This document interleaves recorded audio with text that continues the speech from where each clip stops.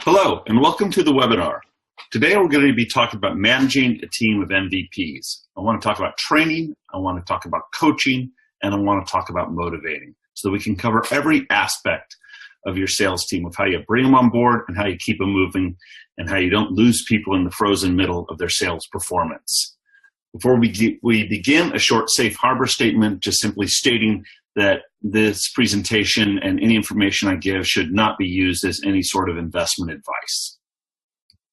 So, Xactly Corporation was founded in 2005 to help improve sales results and employee performance through the appropriate use of incentives.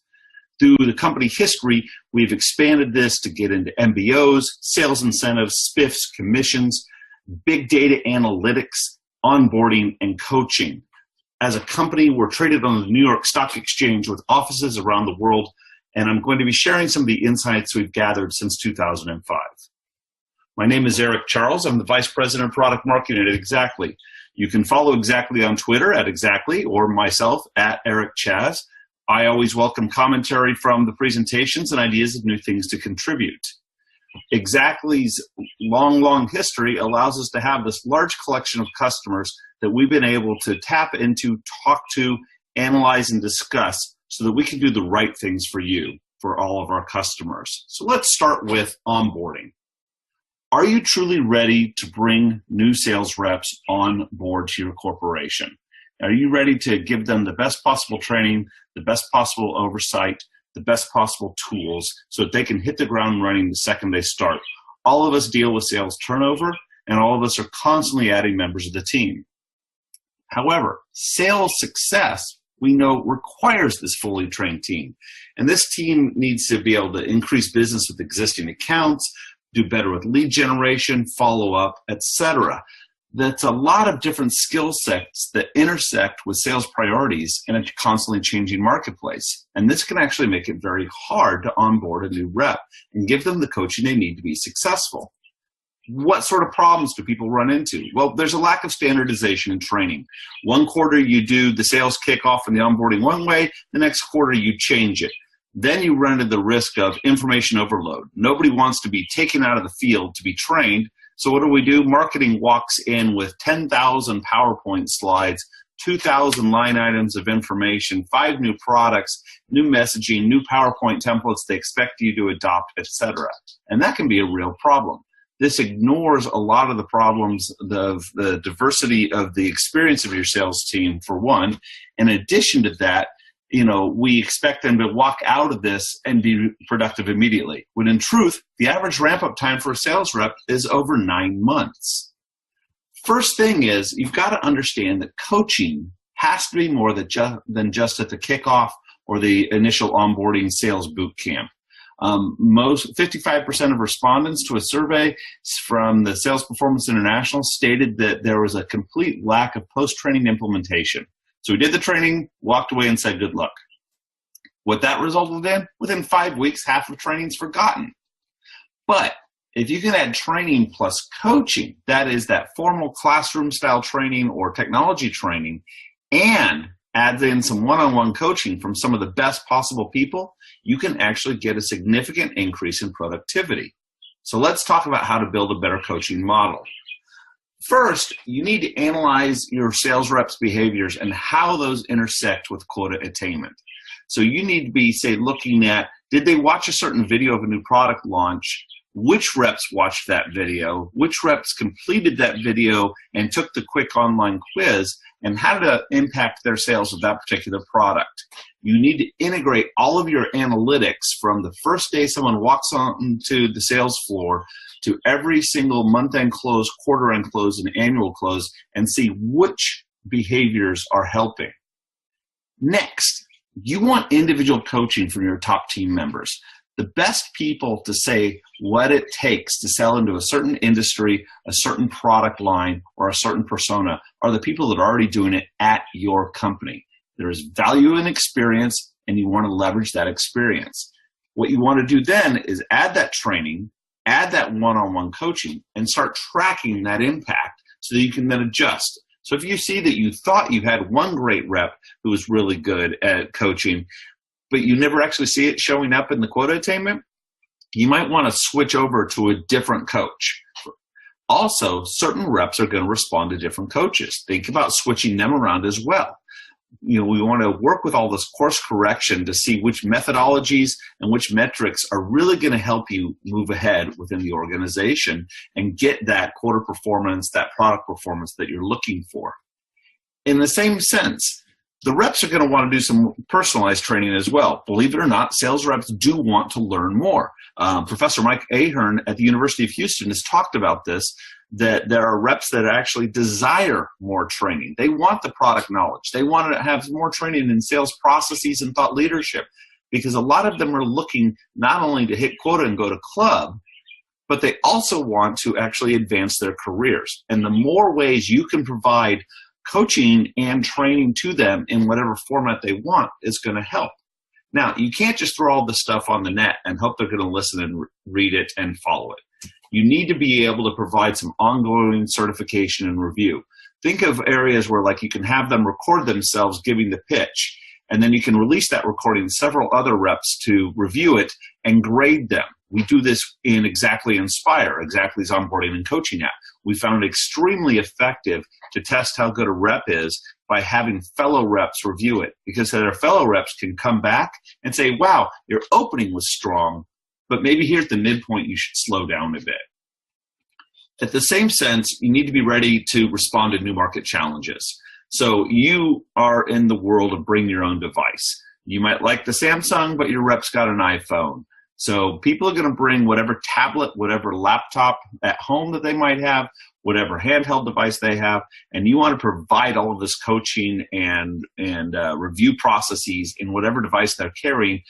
The other thing that provides you is if a rep's out in the field a lot and say you've got a quick update to the message or pricing or a spiff or a contest or a bundle that's available, you can push that out electronically, and then you can see how many reps from any given team or region have gotten the new training, looked at it, followed up on it, and are ready to take the messaging out to the marketplace. That's all great. So now we've figured out some training and coaching. Again, the idea is hit the ground running fast, work with your top coaches, make sure you provide that one-on-one coaching along with that classroom style training. Finally, provide lots of information, on the mobile device. So now let's talk about tracking team performance. We need to keep an eye on the sales team. We need to know, are you even attracting and retaining your top talent? Do your incentive plans actually sync up with what the company's trying to achieve? Do you even know what percentage of your reps are making quota and whether or not any of those spiffs and contests are working? So you don't have time to run reports. Instead, you need to get any type of reporting automatically and be reviewing what plans are working and where are we struggling. And that struggling could be at the sales team level, at the product level, at the region level, at the country level. Be ready to bounce back and forth, look at this information. Never get caught by surprise by something. You don't want to be going in 2 weeks before the end of the quarter and suddenly discover that one of your regions is failing. You should have already seen that coming and caught it. Next, you want to see how you compare, because I want to talk about incentives now. Xactly is an incentives company, and I've spent 25 years in incentive compensation. Do you have competitive compensation plans for your top performers? Are you paying too much to the folks down at the bottom? And how is all of this impacting recruiting and retention? Remember, a bad comp plan isn't going to bring in great talent to that beautiful coaching and training system we just developed here in the first section of today's presentation. So you need to look at all of this, because we have found that, obviously the better the compensation plan, the faster the ramp up period you get. So start taking a look at your peers. Are you even paying market rates? And by market rates, I mean, are you paying market rates against peer companies, competitive companies, and also the companies that you hire and lose reps to? That could be, we're a SaaS software company, so it could be other SaaS software, but we also hire out of other software companies and even medical device and high-tech manufacturing. We have to keep track of our pay levels against all of those. And then we have to start looking at things like quota performance and leverage and turnover. Now, some people will be tempted just to pull, hey, I know that on paper, my plan on target earnings are perfectly comparable to my competition. That's nice, but How about at the 25th and 75th percentiles of performance and payout? This is where, are you offering less incentive to top performers, and are you offering too much incentive to low performers versus our peer groups? This is what I'm showing in that middle block. In this example company, the green bar is us, and at the 75th percentile, we're down, and at the 25th percentile, we're up. One would hope we would actually want the opposite of that, because what's happening is we're keeping too many poor performing reps down at the left-hand side of that performance curve, and we don't even have anybody performing on the right-hand side of the curve. This is a company who has built their incentive plans to pay pretty good at the middle, at the low end, but has lost all sight of top performance. And what they're going to do is they're going to see turnover. Matter of fact, Xactly is seeing that if you are paying at parity at the 75th percentile, the same as the market, you reduce your turnover among top performers by 50%. That's what we want. We want to keep those top reps. As a matter of fact, let's even talk about this. Do you even know if you're keeping the right team members? Are you watching that? A few years ago, I was working with Alan Benson at the Carlson School of Management at the University of Minnesota, and I asked him about Pareto's law. That was the 80-20 rule that we all know. Pareto was an Italian economist who saw that 80% of the land in Italy was owned by 20% of the families. From there, we've all heard the 80-20 rule. We see it like 80% of the complaints might come from 20% of the customers. Or in sales, we find that 80% of the revenue is brought in by about 21.2% of the sales reps. I've broken it down by a couple industries, and then an all-in number for the multiple different industry cuts that Xactly tracks. These are just some examples from a data cut from a couple of years ago. Take a look at that. Now, if we know that 21.2% of the reps bring in 80% of the revenue, we need to watch out for them. It gets even stronger if I remove from the data set the reps that haven't been with the company for a full year. So this is the ones that are staying with us. It's actually 33% of the reps bring in 80% of the revenue. So let's call that top third we need to keep an eye on, right? Well, are we going to lose them? Let's start with timing. If we take a look at the calendar, when do we see turnover among those top performers? Well, we see it at 3 different times. We see it in the first month of the year, the last month of the year, and then we get a big bump in the middle of the year. And that middle of the year bump is a problem, because in the middle of the year when that happens, it's halfway through the year, and all of a sudden a top rep may decide that they're not hitting the numbers that they wanted to hit, they're not getting what they wanted, and all of a sudden they walk. Now, remember what I said is over 9 months to train somebody new? You've now lost that territory for 9 months. So you need to be keeping an eye on your top reps on a regular basis. Think of these timings, first and end of the year. And by the way, this is adjusted for your calendar versus fiscal years, and also at the middle of your fiscal year, and make sure they're not updating their LinkedIn profile. So that's the top reps. Now let's talk about the next section, the frozen middle. The frozen middle are those reps who are in the middle of the performance period. They're oftentimes, they've got a comp plan that doesn't quite work for them, and they're trying to decide what to do. And what we want to do is motivate these folks, because, the C group over here are our top reps. We've just talked about them, about keeping them around. And the A group are the ones you might have made a mistake in bringing on board, but maybe we can fix this with training and coaching. The next thing is the middle part of the curve are the ones we want to see if we can just shift them a little bit to the right. And this could be something as simple as providing, say, compensation data using your cell phone. If I can go to my cell phone and see what my commission plan is, I'll get a 5% bump in quota performance according to Aberdeen Group. So keep an eye on little ways like that where you can push the lever. You also might have a problem that you're overpaying. If you're spreading your incentives out too much, you can actually reduce the value of any given incentive plan. We have seen companies that pay more than 20 people on a given deal, whereas the best performing companies in our data set only pay 5 people. Why? Because with only 5, you can put more money into the deal to those reps.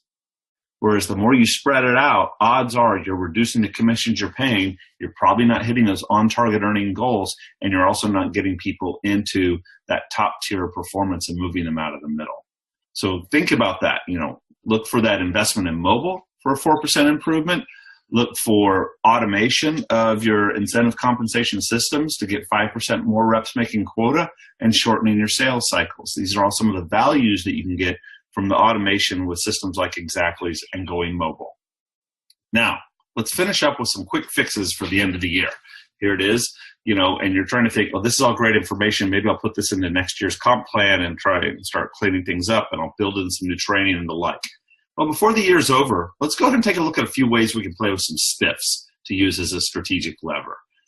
If you're not sure, spiffs go back into a slang dictionary in 1859, which was a percentage that young men could make when they were unloading old stock. I've also heard it referred to sales performance incentive fund and a few other areas like that, which works out well. So when should you be using a spiff?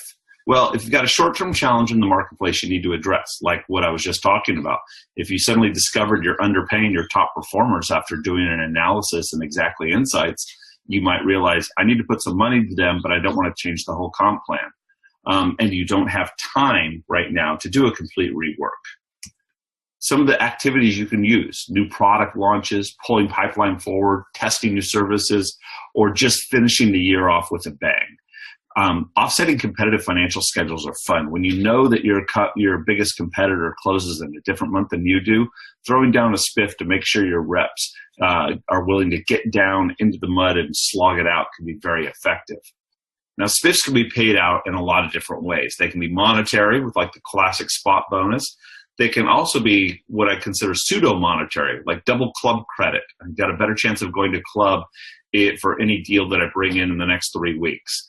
Same thing with quota retirement, which leads to accelerators. If you've got a sales comp plan that provides accelerators, you can do a spiff that gives me double credit towards that. On the non-monetary side, we can go to mini club. These are the weekend getaways. Somebody who really knocks it out of the park quickly, say in a given week, or with a new product launch, can get a couple nights at a nice resort. Or the tech gadgets, Apple Watches, all the way up to the Rolex or personal laptop, or something for home, a year subscription to Netflix or Amazon Prime are valued by a lot of younger sales teams. Even the simple gift card. It's amazing how if you offer $25, you won't get much, but if you put down $25 on a Starbucks card, you can suddenly get, say, a sales development team to make a few more calls and a few more appointments. Now remember, with your spiffs, if the people who you're spiffing have no control over the outcome, don't use a spiff. It's not going to work, and it's actually going to make them angry. You want something where if they can take quick action, measure a change, spiff them out, and it's a great way, to suddenly jump up ahead just a little bit. Make sure you're avoiding the spiffs if you've really messed up your quota setting for the year or your territory management or territory alignments. That's not going to help. And if the ref's not going to hit their spiff, it's just a waste of money. On the positive side, our friends over at Salesforce who use Xactly introduced a spiff for their Service Cloud when they launched that a few years ago, and they had an 80% increase in sales volume in the first year. So a properly built out spiff can work perfectly. So again, my name is Eric Charles. I'm from Xactly. We offer a big data platform and an automation system that can help you with incentive compensation. We can help you benchmark your company against any other peers out there with Xactly insights with the best empirical data set in the industry. We can offer you top-of-the-line analytics. So like I said, you don't have to run reports. You can just look at them. We offer a coaching application in Xactly Inspire that will let you see the impact of all of your coaching programs. We'll let you analyze quota to the nth degree, team versus team, rep versus rep, and how that is all impacted. And we even have the ability to help you manage MBOs. Thank you very much for joining us today.